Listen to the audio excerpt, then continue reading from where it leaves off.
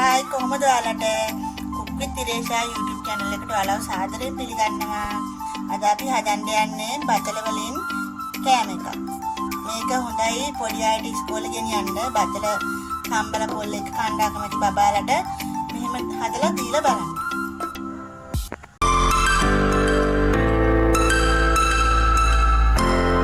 මේකට අපිට ඕන කරනවා බතල. මේක මම තම්බලා සුද්ධ කරලා තියෙන්නේ.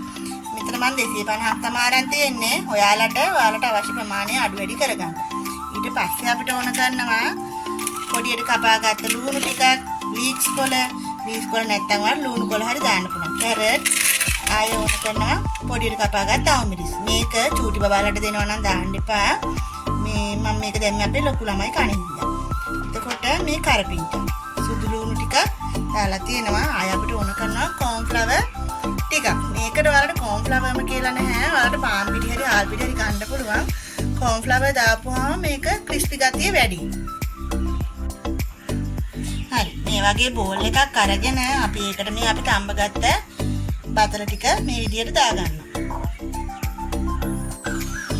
හරි. මේ විදිහට දාගෙන අපිට ඕන මේ ටිකම පොඩි කරගන්න. මේ විදිහට අපි පොඩි කරගන්නවා. ඔන්න මම මේ විදිහට මේ බතල ටික හොඳට පොඩි කරගත්තා. සාමාන්‍ය පොඩි කෑලි තිබුණාට කමක් නැහැ. දැන් අපි මේකට දාගන්නවා කැරට් ටික. ඔන්න කැරට් ටික දාගත්තා. ඊට පස්සේ අපි දානවා ලේස් ටික. ඊට පස්සේ ලුණු ටික. ඊට පස්සේ සුදු ලුණු කරපින් අවමිරිස් ඔන්න සේරම ටික අපි විදියට දාගත්තා.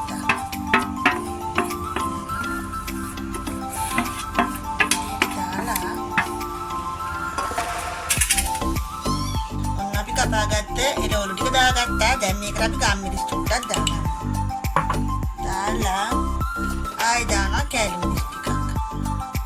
ඔයාලගේ රස අනුව මේවා වෙනස් කරගන්න. එතකොට ආයෙ අපි දාගන්නවා මේකට ලුණු. සේරම ටික කලවම් වෙන්න හොඳට රොටි ගන්නවා වගේ මේක අපි අනා ගන්නවා. මම මේක රොටි ගන්නවා වගේ අනලා තියෙනවා. දැන් අපි මේකට කෝන්ෆ්ලවර් දාගමු. කෝන්ෆ්ලවර් මම මේකෙන් නැති 3ක් දානවා. දාලා අපි මේකත් හොඳට මික්ස් කරගන්නවා. හරි. දැන් මම මේක ඔන්න අනාගත්තා. අපිට දැන් මේක පොඩියට අපි හදා ගන්න ඕන බෝල වගේ. මම මේ අතට කෝන්ෆ්ලවර් ටිකක් ගාගත්තා. මේක අතේ යනවනේ නැත්තම්. හරි මේ වගේ අපි හදාගත්ත මිශ්‍රණයෙන් මේ වගේ බෝලයක් අරගෙන මෙන්න මේ විදිහට තුනී කරගන්න. ඔයාට කැමති ප්‍රමාණයේ සයිස් බෝල ගන්න පුළුවන්. මම ඉතින් මේ වගේ තමයි හදාගන්නේ.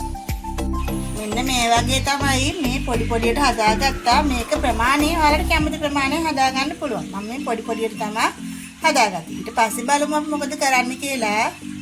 දැන් ඔන්න මම මේ වගේ ෆෑන් එකක් ලිපේ තියලා තෙල් ටිකක් දැම්ම රත් වෙන්න.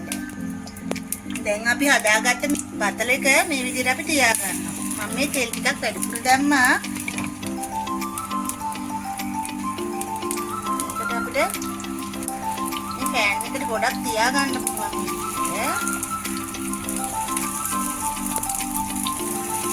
මේ වෙලේ අපි ගින්දර මධ්‍ය ප්‍රමාණයේ තමයි තියාගන්නේ. වැඩි කෙරුවොත් කර වෙයි. දැන් විනාඩි 2-3ක් එක පැත්තක් බැද ගන්න ඕනේ. මම එක පැත්තක් බැදලා ඉවරයි. අනිත් පැත්ත හැරෙව්වා. දැන් අනිත් පැත්තත් අපි විනාඩියක් විතර බැදගමු. ඔන්න අපි බතල රොටි එක හදාගෙන ඉවරයි. එතකොට මේ තියෙන්නේ මං ගෙදර හදපු සෝස්. ඔයාලට මං කලින් මේක හදන වීඩියෝ එක දාලා තියෙනවා. ඔයාලා බලපු නැති අය ඉන්නවනම් ඒක බලන්න පුළුවන් මගේ channel එකට ගිහින්.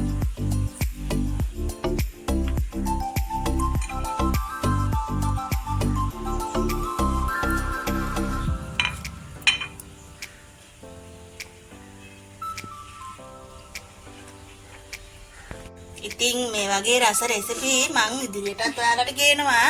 ඔයාලා මගේ channel එක subscribe කරපු නැති අය ඉන්නවා නම් ඒක subscribe කරන්න. ඒ වගේම ඔයාගේ යාළුවන්ටත් බලන්න මේ වීඩියෝ එක share කරන්න. ඉතින් මගේ වීඩියෝ එක හොඳයි නම් ඔයාලා like කරන්න.